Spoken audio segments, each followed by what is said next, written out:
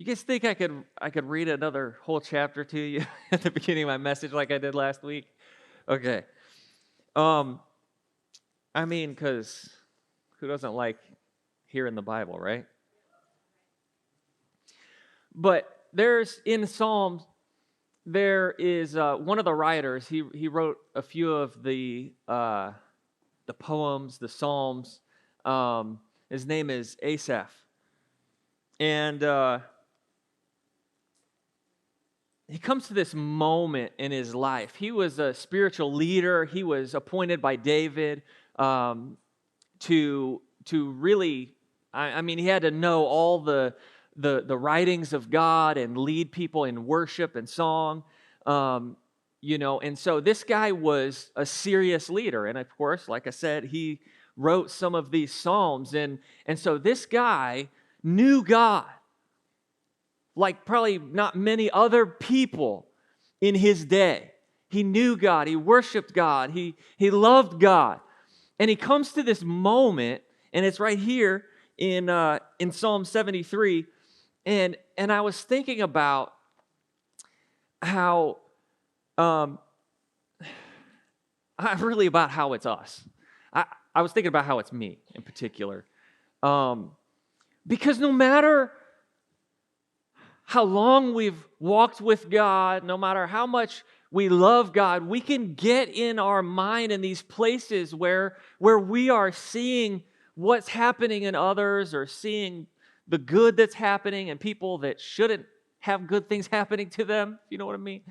And and feeling like, God, why is it that it feels like other people are doing good, or having seemingly being blessed or have abundance, and I'm here serving you, and I feel like I'm just struggling, and where is that at? And I will tell you that, I mean, there's been many times throughout my life, and I'm sure yours, that you come to these moments, you're like, God, like, for real, I've got 4 teenagers. Well, one's that's becoming an adult now, which is really weird, but, in college and high school and sports and cars and gas and food and all this stuff. And so I kind of realized where like the struggle is because like I was like, where is all the money going? And then I thought about it and I was like, oh, well, there it is. Have kids, they say.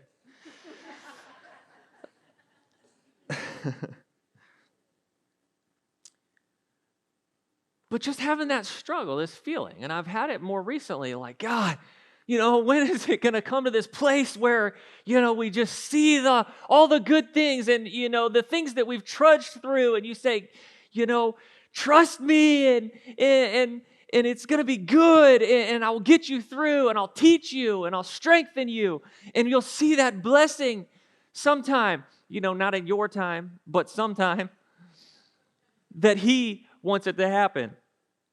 And so we have Asaph. That's all just really to preface this. And in Psalm 73, it says, truly God is good to Israel. He starts out real good. Like, truly God is good to Israel, to such as are pure in heart. Goes downhill real fast. Like real fast. But as for me, my feet had almost stumbled. My steps had nearly slipped, for I was envious of the boastful when I saw the prosperity of the wicked. Now, here, I mean, you can kind of see where the issue started to happen, and he recognizes it. Of course, he's writing this after these things had happened in his life. But he says, for I was envious of the boastful. He was looking at what others had, or that they were doing good, or that they were shouting or screaming out or posting on Facebook about their, fancy meal or their whatever, whatever it is, And that's it's the same problem today. And he says, and I got envious of those that were saying how good that they were doing, or the great night that they had, or whatever it is. And in verse 4, for there are no pangs in their death, but their strength is firm. They're not in trouble as other men, nor are they plagued like other men. Therefore, pride serves as their necklace. Violence covers them like a garment. Their eyes bulge with abundance. That's a lot of abundance. They bulge with abundance. They have more than heart could wish. They scoff and speak wickedly concerning oppression. They speak loftily. They set their mouth against the heavens, and their tongue walks through the earth. Therefore, his people return here, and waters of a full cup are drained by them. And they say, how does God know? And is there knowledge in the Most High? Behold, these are the ungodly who are always at ease. They increase in riches. Surely I have cleansed my heart. See, here's how he comes back in. And he's saying, I've been cleansing my heart. I've been doing what you've asked me to do, God. I've been doing the right things. But he says, surely I've cleansed my heart in vain and washed my hands in innocence. For all day long I've been plagued and chastened every morning. If I had said, I will speak thus, behold, I would have been untrue to the generation of your children. He's saying, I couldn't even speak the things that I was supposed to speak because my heart was not in the right place.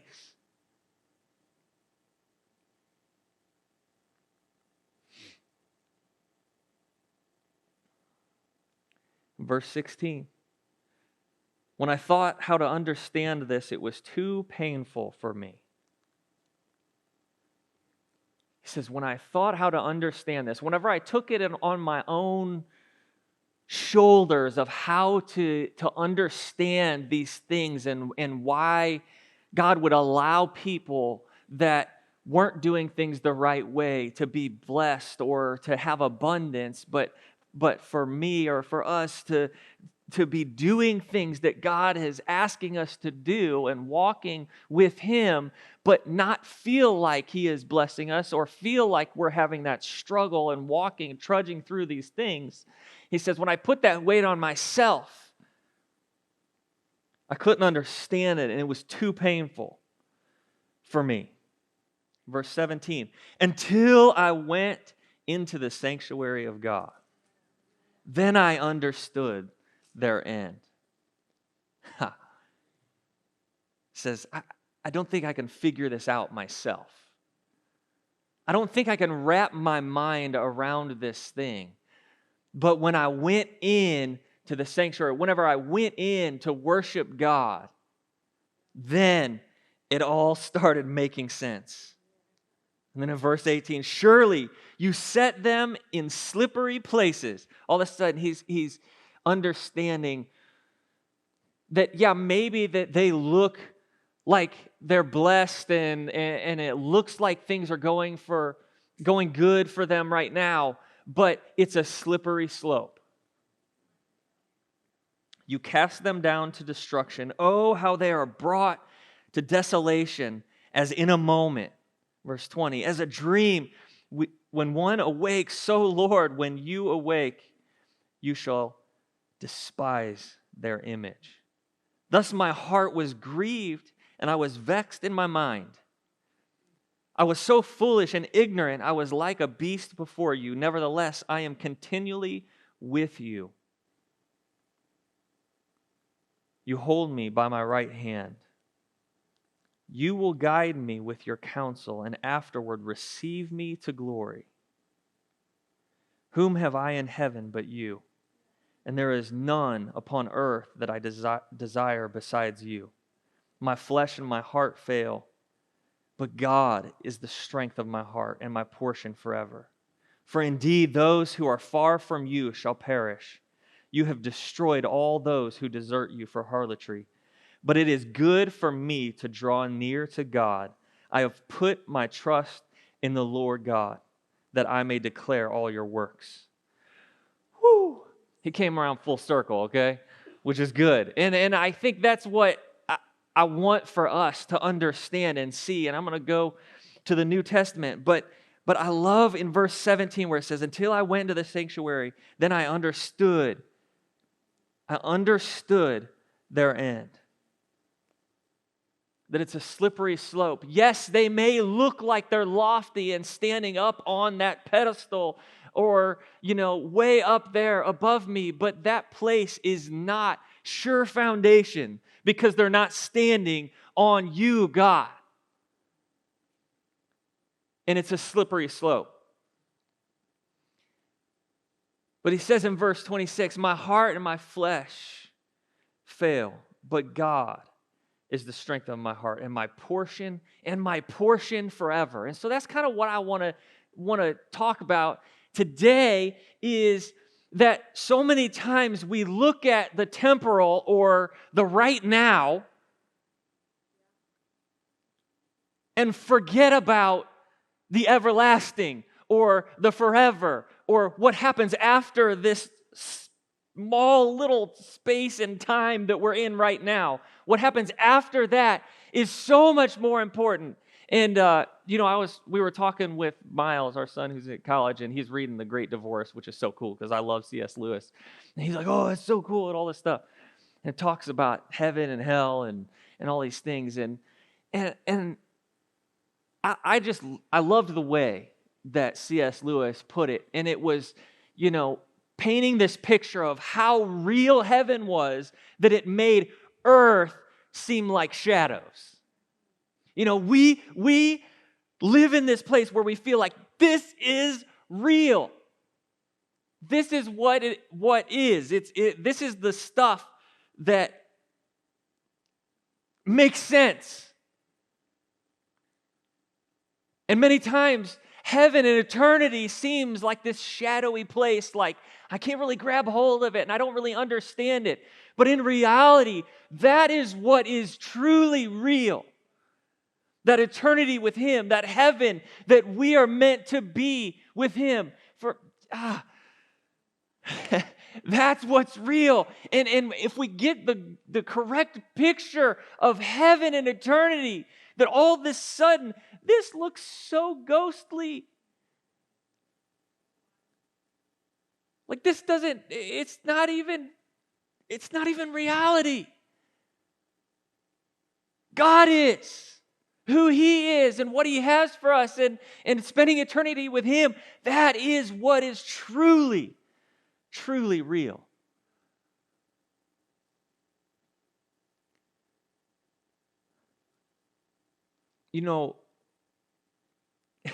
This term, I don't know if it's used much anymore, but YOLO, is it? Does anybody use that? It seems like it's past now.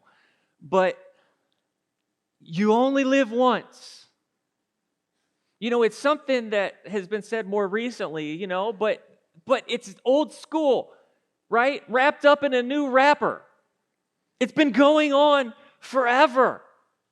This thought process that like we have to accomplish and get and do and hoard all this stuff because I'm only going to live once. It's been said, carpe diem. Seize the day. Like, go get it. It's been said over and over and over.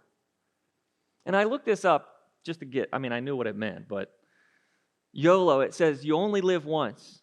But it gives us an explanation. It says, expressing the view that one should make the most of the present moment without worrying about the future, and often used as a rationale for impulsive or reckless behavior. I love it. You can't take the first part of it and you're like, oh yeah, that's good, and not take the second part of it. That it's used most of the time for impulsive and reckless behavior.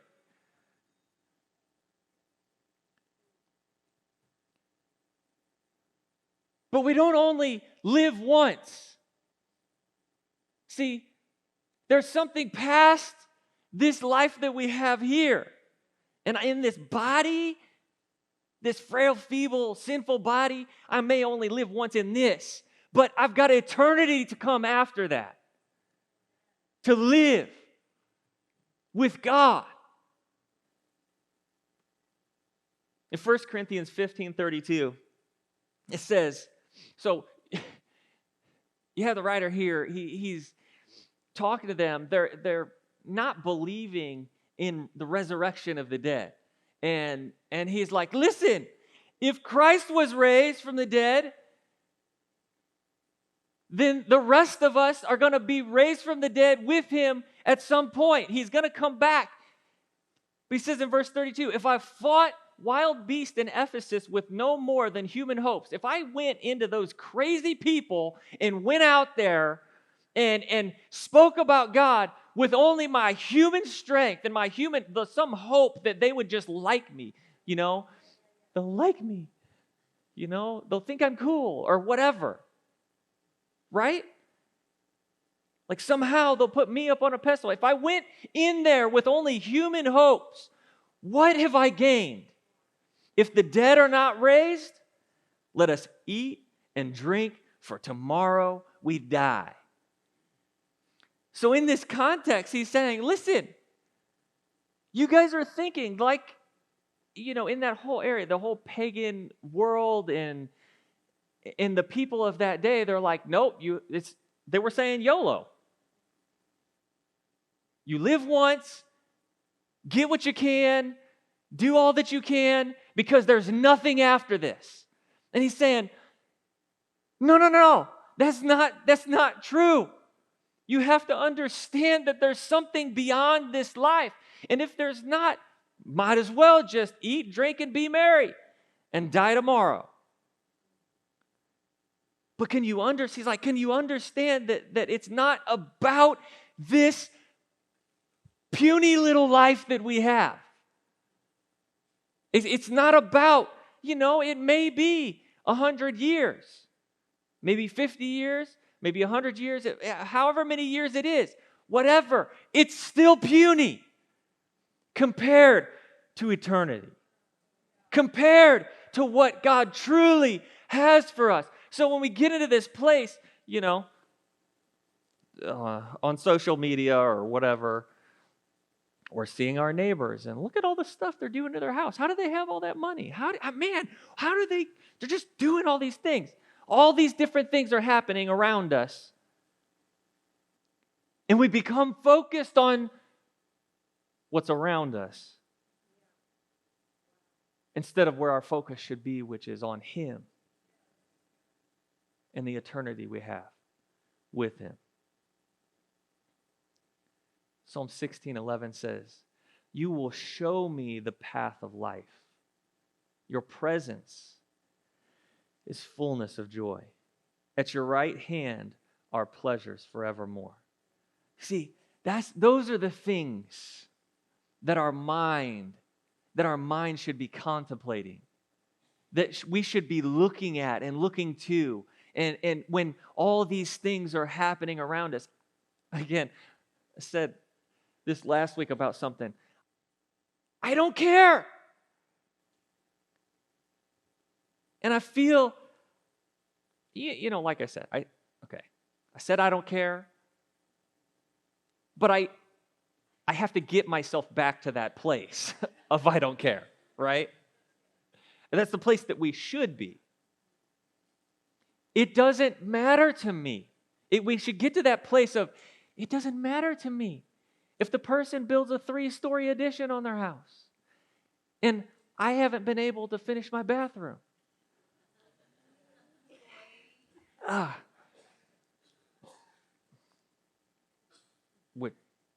Because I haven't been able to finish my bathroom. There's many reasons, but it shouldn't matter to me. If somebody posts that they got, some new brand new house or brand new car or all this stuff, because this is not necessarily part of my message, but they're not posting the 100 bad things that happened in their day yesterday. They probably went out and bought that new car just to make themselves feel better.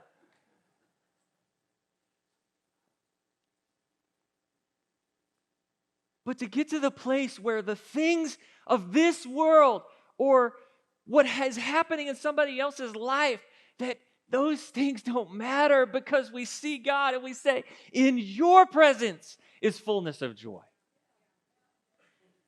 At your right hand are pleasures forevermore. If I'm with you, then it doesn't matter what happens. And I'm not saying God's not going to bless you, that he's not going to come through and do things, because I'm still believing. There's probably new people that don't know this, but I had 2 cars stolen a handful of years ago. And I'm still waiting for him to restore what was taken. I'm still waiting. But you know what? I don't really care, because the car isn't where my joy comes from. The car isn't where the pleasures forevermore come from. And I bought a newer car, but I'm like, God, I'm not blessing myself. I'm still waiting and standing on the promise that you will restore what was stolen. But I'm not going to sit here and worry about it. And that's the problem, right? Just like Asaph in Psalm 73. And he got into his head and was just thinking about what he didn't have and what other people had. And it messed him up. He got envious of what they had.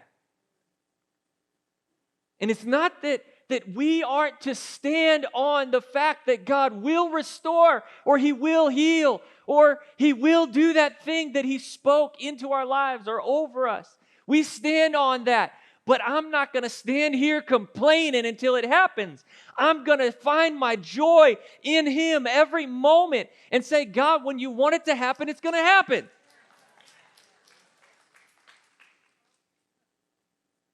But I'm not going to sit here and cry like a little baby until it happens.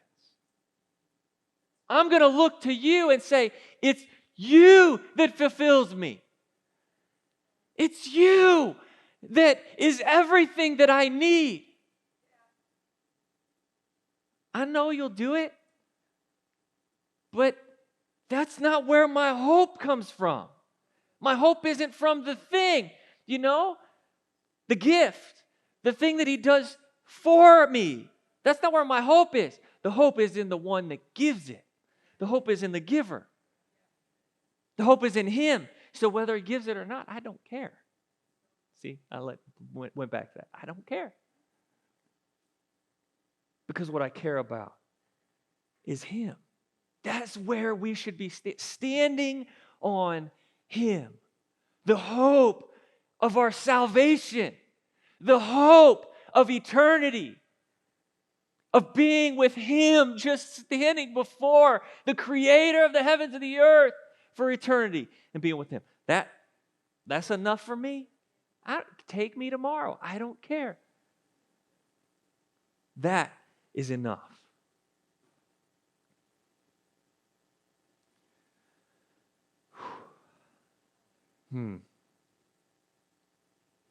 Hebrews 12:28. Therefore, since we are receiving a kingdom which cannot be shaken, let us have grace by which we may serve God acceptably with reverence and godly fear.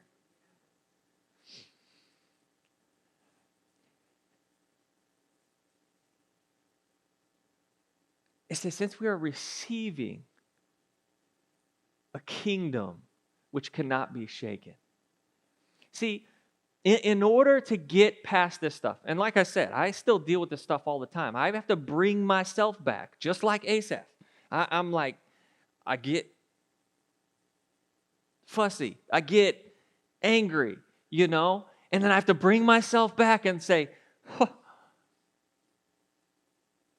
but I've received a kingdom which cannot be shaken.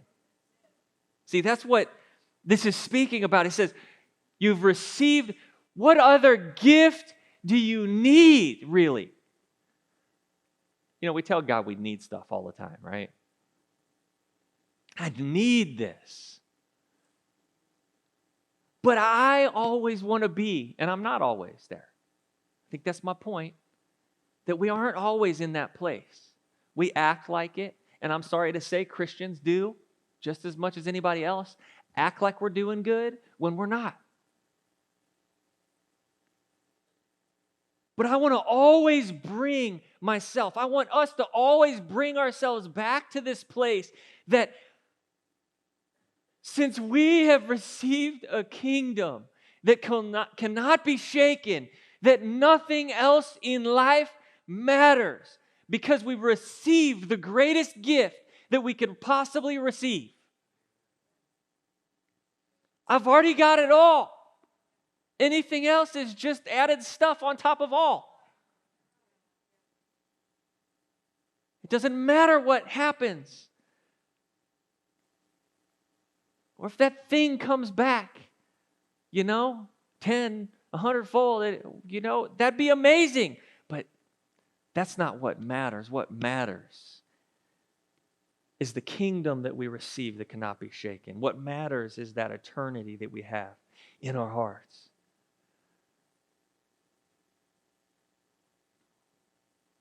In Hebrews 13:14, it says, "For here we have no continuing city, but we seek the one to come." For here we have no continuing city. There's a city, but it's not going to last. There's stuff, but it's not going to last.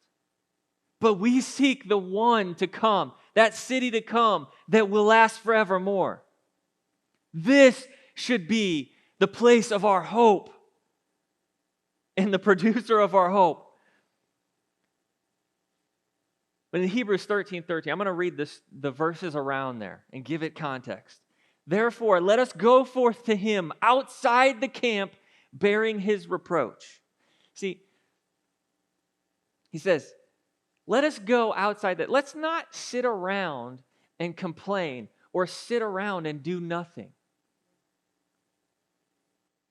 Let's get outside of the place that we've been, whether it's sulking or, maybe you've been having a good attitude. But don't just sit there in that good attitude. Get out of that place that you've been in and do something. He says, get out of the camp and do something for God. Why? For here we have no continuing city, but we seek the one to come. Therefore is there for a reason. Because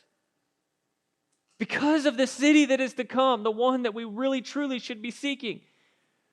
Because of that, therefore, by him, let us continually offer the sacrifice of praise that is the fruit of our lips, giving thanks to his name. But do not forget to do good and to share, for with such sacrifice, God is well pleased. Saying, look, stop thinking about all the stuff somebody else has and think about what you have. Well, I don't have. Do you have God? Do you have the promises of God in your heart? Have you received him and received that eternal kingdom? And since we have that eternity to come, do something. See, I love this because in all these scriptures, there's a picture. If I could just take it and boil it down to like one thing.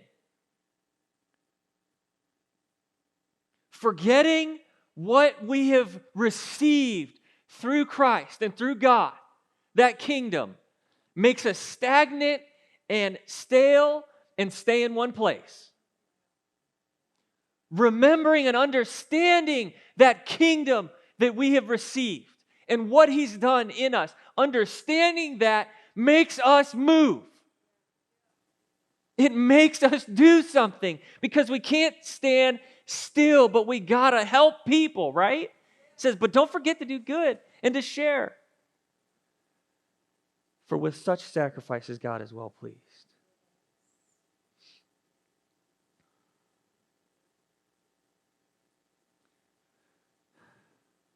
What are we seeking for? And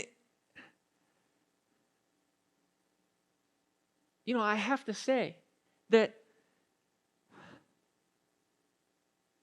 it's not, like, I'm not saying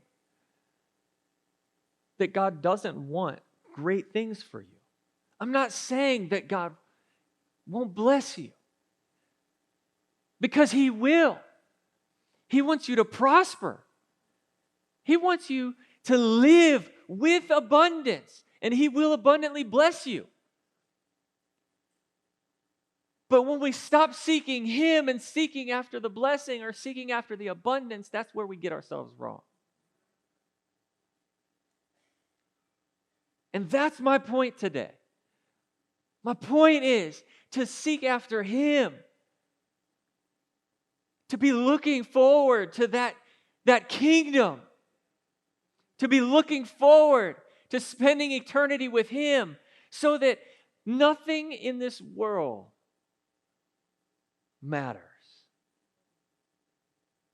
And then when you're standing on that fact that He has this place for you and that He wants to spend eternity with you, and then the blessings come, you are still standing on the promises of who God is, not the blessing that He's giving you.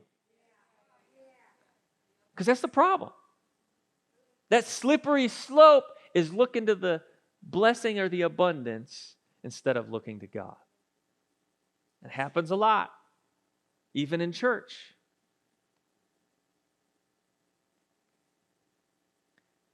He wants to bless you, but He wants you to look to Him continually and see what He's done. Matthew 6:19 says, do not lay up for yourselves treasures on earth where moth and rust destroy and where thieves break in and steal. But lay up for yourselves treasures in heaven where neither moth nor rust destroys and where thieves do not break in and steal. For where your treasure is, there your heart is also. For God, it's just all about your heart. He's saying, can you just focus your heart on the treasure of who I am, not the treasure of what I can do for you? I will do it, but can your heart stay focused on me?